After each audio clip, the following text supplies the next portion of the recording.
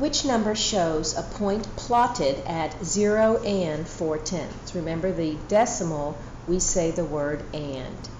So I'm noticing that I have a number line, and all of them start with 0 and end at 1.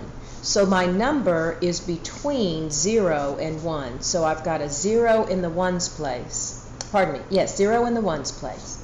And I'm going to count how many jumps there are in all. 1, 2, 3, 4, 5, 6, 7, 8, 9, 10.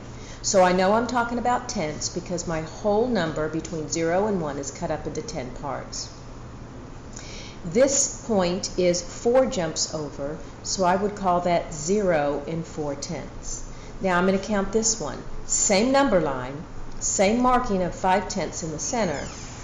1, 2, 3. So this is 0 and 3/10. And I could make my little place value chart to help me.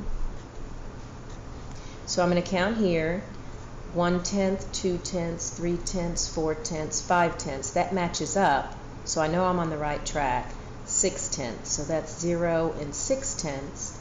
And then 1/10, 2/10. That's 0 and 2/10.